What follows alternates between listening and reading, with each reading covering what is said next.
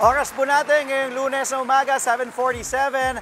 Alam niyo po mga kapatid, kahit gaano pa kaamo ang aso natin, posible itong mangagat. Wala nga rin pinipili kahit pa kanilang mga fur parents.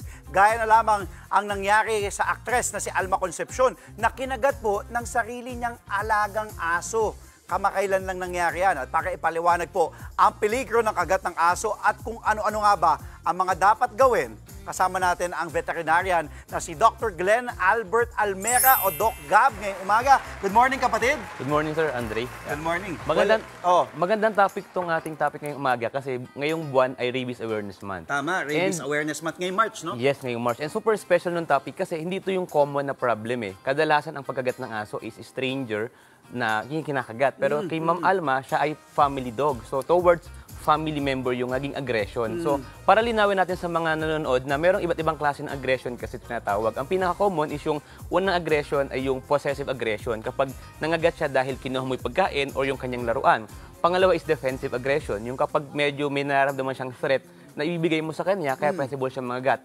But yung last, yung kay Ma'am Alma, can be conflict aggression. Yung conflict aggression is merong anxiety and fear. So, malaking factor na yung dog ni Ma'am Alma is senior old dog, which is adult to old, 4 years old na dog, possible meron na itong mga pain na nararamdaman. Okay. So upon maybe stimulus, hinawakan nila, may nasaktan sa kanya, kaya siya na-trigger ng mga gat. Isa ding factor is yung cognitive function.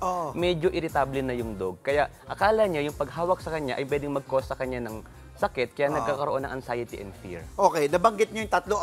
Isa-isahin po muna natin na kasi medyo mabilis natin napasadaan. Ano ulit yung tatlong aggression? Meron tayong possessive aggression. Possessive aggression, yun yung... Pag meron siyang... Yung kunyari, kinuha mo yung laruan. Yes, kumakain o kumakain na istorbo. Okay, two. Yung meron tayong defensive aggression, yung pag medyo may threat siyang nararamdaman. Yun yung kadalasan naman pag di niya kilala. Yes, o kunyari, nasisense niyang, nako, medyo hindi maamo to. Pwede. Diba? Yun yung defensive aggression. Yung pangatlo, sabi Pangatlo mo, is yung conflict aggression. conflict aggression. Madalas ito yung common na nagkakos ng pagkagat sa family member.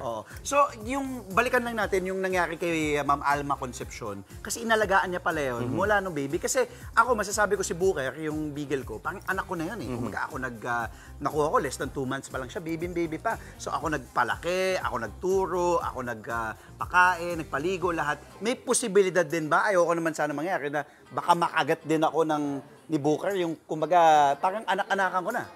Posible talaga, sir, dahil ang ating mga aggression type ay pwedeng maging cause din yung mga sakit na nararamdaman kasi hindi nakapagsasalita sila. So hindi mo alam meron na palang pain silang nararamdaman. At pag hinawakan mo, their way to defend themselves is to bite you suddenly. So kaya mahalaga din na we really have to respect their boundaries din. And we really have to consult our vets regarding their status ng health. Okay, oras na makagat tayo ng aso. Kailangan ba agad-agad? Totoo ba na? Kasi ano ang dapat unang gawin natin? 24 hours ba? Magpabakuna tayo? Pwede pa ba yun? Ano yung, kumaga, first aid natin? Kung sakasakaling nakagat tayo ng aso. Regardless kung pet natin o, yung aso na sa kalsado, stray dog. Maganda talaga, sir. Pinakauna is hugasan mo na yung sugat. Free-flowing water with soap talaga. Although yung side na to is for medical doctors na tao. Pero ang mahalaga din gawin is talaga magpabakuna. Kasi hindi naman porkit alaga mo lang yung dog ay ala na tong rabies. Meron din kasi tayong kinoconsider na bacterial infection na tinatawag, yung tetanus, na bacteria na pwedeng makuha sa lupa mismo. So tetanus pwede din natin makuha mula sa kagat aso? ng aso. Hindi lang yung rabies. Hindi Kasi lang kadalasan conception. Di ba? Yung common naiisip lang natin, pag nakagat ka, rabies yan. Pa-check ka na ng rabies, di ba? Tama? Yes. So pwede din pala yung tetanus. Yes, and mas common pang ang tetanus dahil ang rabies po ay hindi inborn. Ibig sabihin, hindi sila pinanganak ng may rabies. Okay. So hindi lahat ng aso ay may rabies unless may contact sa ibang aso yan na possible nakapasa sa kanila. Kung ikaw ay nakagat ng pet-owned mo and then siya ay nakakalabas, baka ang hawak dala-dala niya, wala mang rabies ay bacteria. So mahalaga din ang pagbabakuna kasi kasama po sa bakuna ng pagpapabakuna sa rabies ay tetanus. Okay. Tinitingnan ko yung mga tanong din natin dito eh. Kasi actually, hindi ko lang kung papasadaan pa natin to eh. Paano magiging safe around yung mga dogs? Kasi yung payo mo na lang siguro muna bago tayo pumunta dito sa yung pag may history, pag may kasaysayan ng pangangagat ba yung aso, pwedeng mangagat ulit. Doon sa yung pwede natin ipaalala doon sa mga, yung balikan natin, kasi nabanggit mo na nga yung tatlong aggression eh. Ano pa yung mga pwede nating iwasan para hindi natin kumbaga ma-agresibo yung aso? Pinakamahalaga is respect their boundaries talaga. Lalo na kung hindi mo own yung aso, hindi mo kilala. Mga aso natin, mga aso ng ibang tao, ay meron yan talagang tinotolerate lang na level ng pagpepet sa kanila. So always ask for consent. Hindi pwedeng nakita mo, nakitan ka, hinawakan mo agad. So that's the first way to protect yourself from possible biting incident. Totoo yan, ha? Hindi kasi may Shih Tzu nga, ang cute, nilapitan ko. Totoo to, nakagat ako sa mukha kasi ang cute niya eh. Pero para sa kanya, parang Defensive sign of aggression yun. Oo. So mahalaga talaga na you ask the pet parent first, or if you Pwede. don't know kung sino may-ari, never touch any stray animal. Mahalagang tandaan nila yon. So, posible bang makagat ulit kahit gaano kabait itong aso na to, kahit anong breed? Kasi may mga ibang breed na ang cute, di ba? Yung talagang mga, yung poodle o yung mga Maltese, ganyan, na hindi naman bukang nangangagat. Posible bang makagat ka o yung kung may history or walang history yung aso? Ang magandang tapatandaan ng mga pet parents natin o lahat ng nanonood, kapag ang isang aso ay meron ng naging history ng aggression, never yan makokorek unless gawan mo ng intervention. So ang pinakauna mong gagawin dapat, knows the trigger, bakit ba siya nangagat. Pag hindi mo na-determine yung trigger at nagkamali ka ng approach, possible lumala. Kadalasang mali natin, sir, is kadalasan sa mga pet parents, akala nila pwede ka nang mag-correct ng behavior kapag nagpaka-alpha ka sa kanila, which is wrong. Mali ba Which yun? is wrong, yes.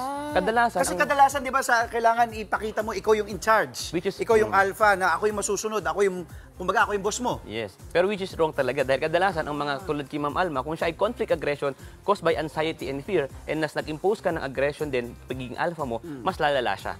So meron tayong tinatawag na desensitization and counter conditioning. Yun yung dahan-dahan mo siyang aamuin and iiwasan mo yung triggers dun sa kanyang naging cause ng aggression. So dahan-dahan talaga. Yung mga forced free approach ang kaya kinopromote talaga. Okay, yung mga risks at mga consequence posible kapag hindi nga nakapagbakuna. Kadalasan kapag may mga dog eye stray, nandun na yung bacterial infection, and rabies, so we have to tackle that. Ang rabies po ay walang talagang innate sa aso pagkapanganak.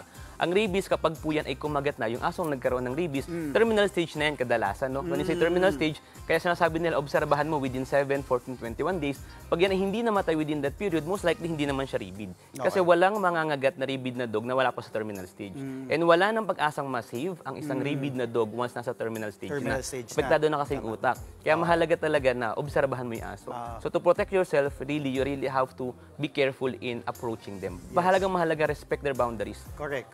Lahat naman kasi syempre very protective din sila. Ganun ng territorial ang nature ng mga aso. Okay, sir. Paano po kayo, Doc? Paano po kung gusto mga kapatid natin gusto magpakonsulta, saan po kayo mahanap? Meron po tayong clinic sa Holy Spirit, Don Antonio, sa Commonwealth Air sa Quezon City. We also have a clinic sa Gapan City, Nueva Ecija. That's Gapan Posted Station. And you can reach out sa aming Facebook, Instagram, TikTok, and Twitter account or X via Doc Gav Veterinarian po. And sa lahat po ng gustong mag-avail ng service, we are going around Central Luzon and nearby provinces to provide low-cost kapon and vaccination. Kaya po sa lahat ng mga pet parents na gusto magpakapon and mag-consult, you can message us on our Facebook page or check our Facebook page. That's Doc Gav Veterinarian. Maraming salamat Dr. Glenn Albert Almera, thank you so much. Thank you so much. Sana maganda kasi naliwanagan natin yung ating mga kapatid na syempre na may mga pets na aso. Maraming salamat. Yes. At Rabies Awareness Month ngayong buwan ng Marso. Thank you so much. Kay Doc Gab. Mga kapatid, Dimples Romana po, kumpletuhin ang inyong umaga ng mga kwentong puno ng inspirasyon. Salubungin po ang bawat araw ng may ngiti at pag-asa. Kaya't mag-subscribe na po at mag-follow na sa aming social media pages ng News 5.